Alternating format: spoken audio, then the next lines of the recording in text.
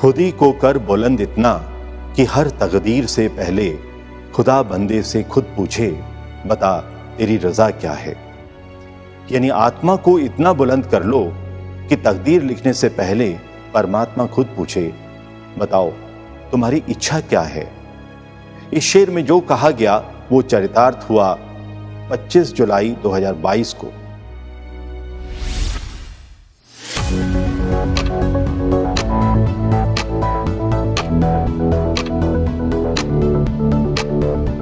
नमस्कार, ओम शांति। एकॉ पीस में आप सबका हार्दिक स्वागत है।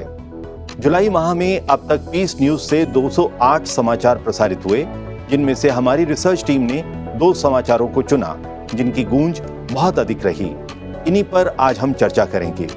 ये हैं 25 जुलाई 2022 को भारत के 15वें राष्ट्रपति के पद पर महामहिम श्रीमती द्रौपदी मुर्मू आसीन हुई, जो 3 बार ब्रह्मा कुमारी मुख्यालय माउंट आबू आ चुकी हैं और राजयोग का अभ्यास करती हैं। 14 जुलाई 2022 को ब्रह्मा कुमारी संस्थान के डायमंड हॉल में आयोजित कार्यक्रम में बीजेपी राष्ट्रीय अध्यक्ष जेपी नड्डा मुख्य अतिथि थे। ओडिशा के सबसे पिछड़े जिले मयूरभंज से निकलकर भारत के सर्वोच्च संवैधानिक पद पर पहुंचने वाली महामहिम राष्ट्रपति श्रीमती द्रौपदी मुर्मू ने अनेक रिकॉर्ड बना दिए।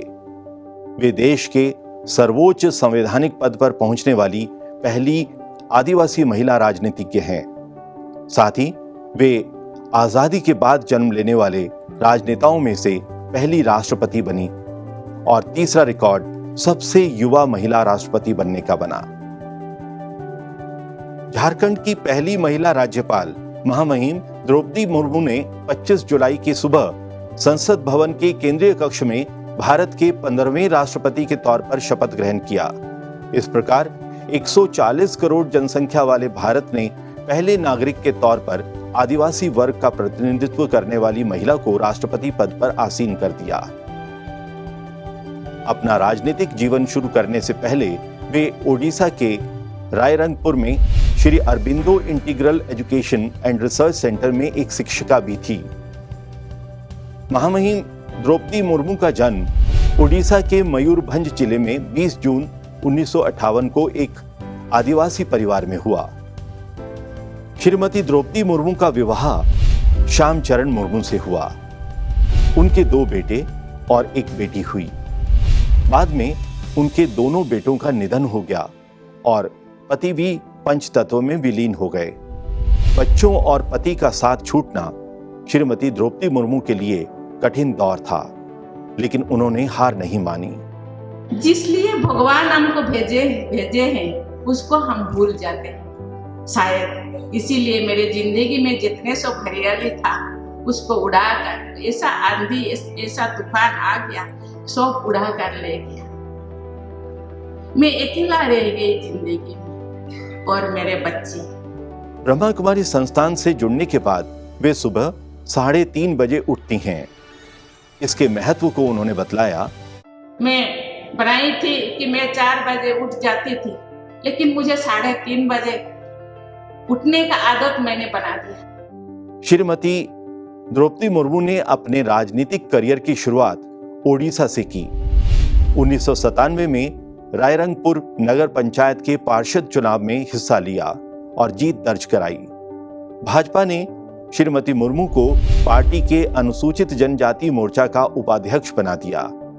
उसके बाद ओडिशा में वे 2002 से 2004 तक मत्स्य पालन और पशु संसाधन विकास राज्य मंत्री के तौर पर उन्होंने काम किया।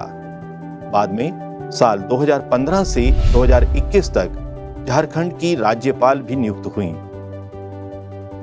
भगवान के बच्चे जंगल में रहे या कोई भी कहाँ पे भी रहे, वो अपने बच्चों को चुन लेता है। मुझे लगता है भगवान ने मुझे चुना है। महामहिम राष्ट्रपति का जीवन कई लोगों के लिए प्रेरणा प्रदान करने वाला जीवन बन गया, जिसे बतलाया विभिन्न स्थानों से आए विभिन्न आयु वर्गों के लोगों ने। My self Vanshita. मैं आपको एक चीज़ बताऊंगी कि हमें जो है अगर किसी गोल तक पहुंचना है तो हमें किसी की इंस्पिरेशन की ज़रूरत पड़ती है, जो कि मेरे को जिसने सबसे ज़्यादा इंस्पायर करा है वो प्रेसिडेंट द्रौपदी मुर्मू है, जो रिसेंट में ही अभी प्रेसिडेंट बनी है। उनकी जो वो इतनी अचीव उन्होंने कर पाया है वो जस्ट बिकॉज ऑफ कि उनका विपरीत स्थिति में भी वो स्थिर रही हैं और उन्होंने उनके योग बल से, उनकी पंक्चुअलिटी ने ही उन्हें इतना ऊंचा एक उनका जो गोल वो था वो कंप्लीट कर पाई हैं। अंबेडकर ने भी अपने जीवन में दलित वर्ग से थे, लेकिन उन्होंने भी बहुत तकलीफ और वो सारी चीज़ें देखकर जीवन में आगे बढ़े। उसी तरह इनसे भी हमें प्रेरणा पड़ती है कि लेडीज़ चाहे तो आगे बढ़ सकती है। जैसा कि हम सभी को पता है, अभी वर्तमान में जल्द ही हमारे राष्ट्रपति पद के लिए द्रौपदी मुर्मू जी ने शपथ ग्रहण की है। उनका इस पद तक पहुंचने के पीछे जो मुझे एक उनका जो गुण, उनकी क्वालिटीज नज़र आई वो थी उनकी दृढ़ शक्ति, जो दृढ़ इच्छा होती है और उनका हर परिस्थिति में शांत रहना। हमें लगता है कि हमें भी उनसे यही शिक्षा लेते हुए अगर हम आगे बढ़ेंगे तो हम भी कठिन परिस्थितियों को पार करते हुए इस लेवल पर पहुंच सकते हैं। 14 जुलाई 2022 को माउंट आबू स्थित ब्रह्मा कुमारी संस्थान के डायमंड हॉल में आयोजित कार्यक्रम में राष्ट्रीय अध्यक्ष श्री जेपी नड्डा ने भाग लिया। श्री जेपी नड्डा के शांतिवन पहुंचने पर संस्थान के पदाधिकारियों द्वारा स्वागत किया गया। उन्होंने कहा कि आज मुझे अत्यंत खुशी है कि इस संस्थान के मुख्यालय में आने का अवसर मिला।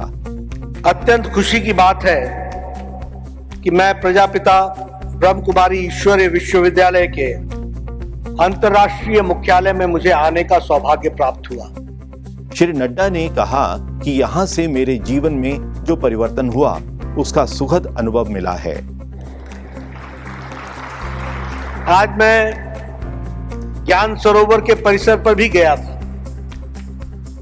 और मैंने याद किया कि 10 वर्ष पहले मैं ज्ञान सरोवर में राजयोग के अभ्यास के लिए आया था और उसके बाद मुझे कई बार आने का सौभाग्य मिला। लेकिन आज के दिन जब मैं वहां गया, पुरानी बातों को याद किया, सबको मैंने बताया कि यहाँ मेडिटेशन सेंटर है, यहाँ पर हम लेक्चर्स सुना करते थे, यहाँ से हम जानकारियां हासिल करते थे, यहाँ हम भोजन करते थे, यहाँ हम बाहर बैठ के जलपान करते थे। तो पुरानी बातें ताजा हो गई और साथ ही साथ मेरे जीवन में भी जो परिवर्तन आया उसकी सुखद अनुभूति करने का आज मुझे पुनः मौका मिला। इसके लिए मैं आयोजकों का विशेष धन्यवादी हूं। बीजेपी अध्यक्ष ने कहा कि राजयोग के चिंतन और योग से मन और शरीर दोनों मजबूत होते हैं। दीदी योगा दिवस पर भी चर्चा कर रही थी। योग को मानसिक दृष्टि से योग सिर्फ शारीरिक ही नहीं है, वह मानसिक एक जिसको कहते हैं एक योग है और उस योग में शरीर, मन, आत्मा का एक साथ विलय होते हुए किस तरीके से आगे बढ़ता है।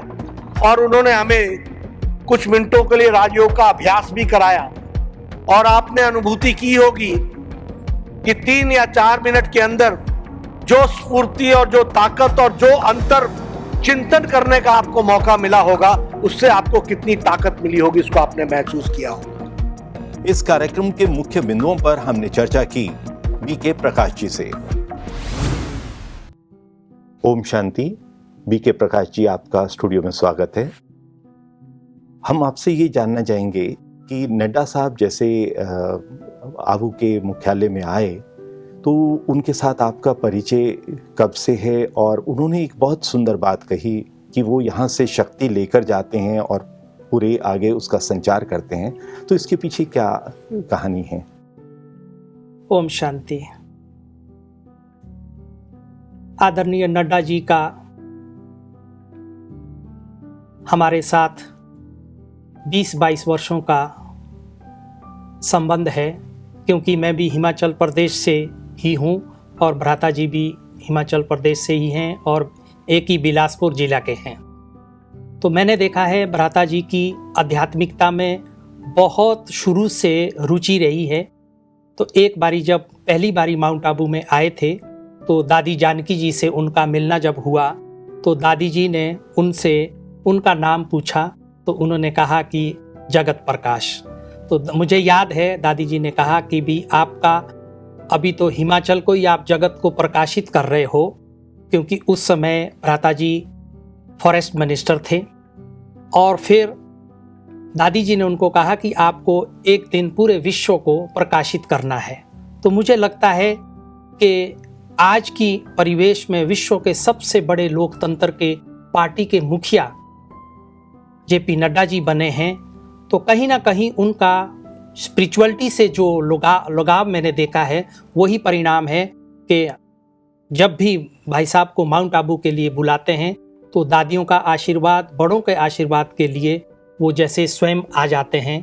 तो अभी भी इनका जो प्रोग्राम था तो उसमें आए तो हमें बहुत अच्छा लगा, क्योंकि पहली बारी अध्यक्ष बनकर के माउंट आबू आ रहे थे तो हमने उनको निमंत्रण दिया कि भी आपको ब्रह्मा कुमारी ईश्वरी विश्वविद्यालय का भी अवलोकन करना है।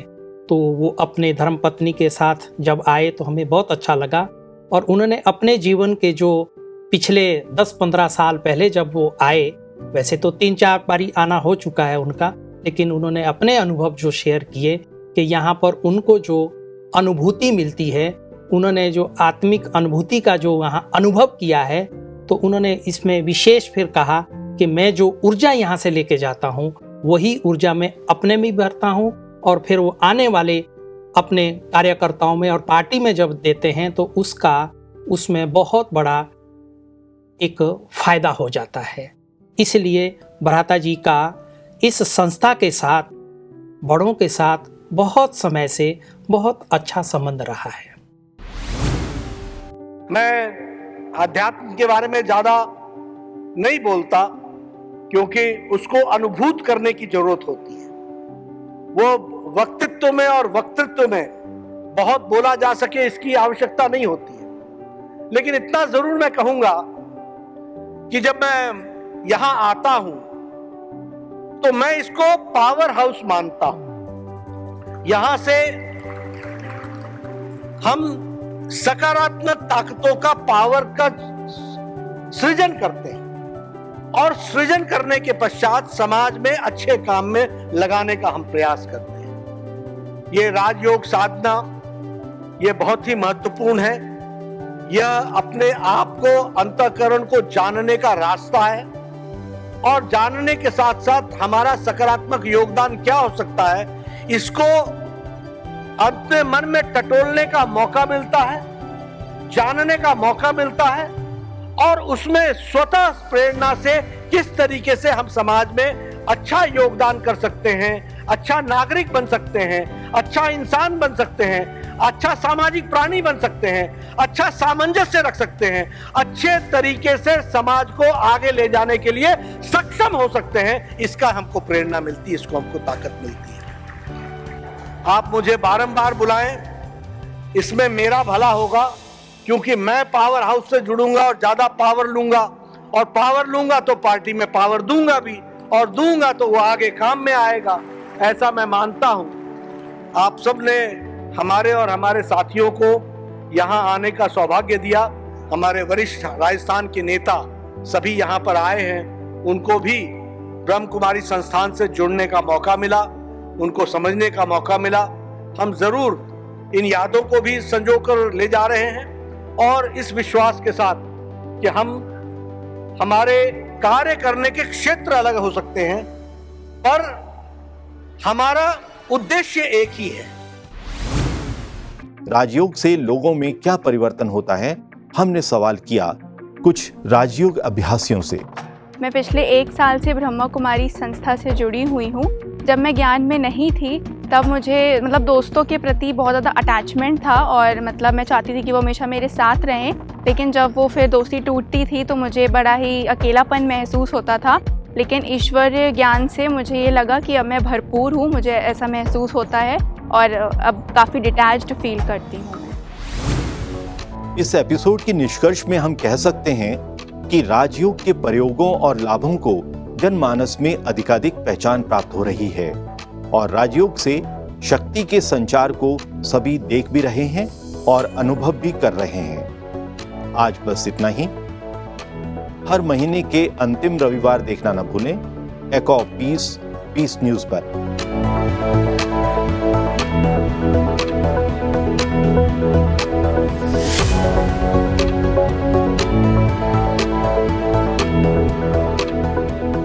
अगले अंक में आपसे फिर मुलाकात होगी। तब तक के लिए नमस्कार। ओम शांति।